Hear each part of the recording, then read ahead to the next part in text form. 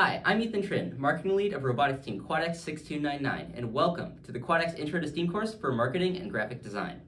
In this course, we'll cover the various skills to set you up for success in the marketing sub-team during a normal FTC Robotics season.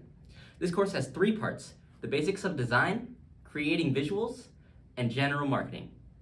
Before beginning the course, we encourage having access to image and video editing software. We recommend the Adobe Suite because of its flexibility, smooth production flow, and easy to understand built-in tutorials. Along the way, this course will teach the fundamentals of Adobe Photoshop, Illustrator, and Premiere Pro, as well as the applications for each of them. While these aren't necessary for the course or FTC Robotics, they'll allow for greater creative freedom throughout your season.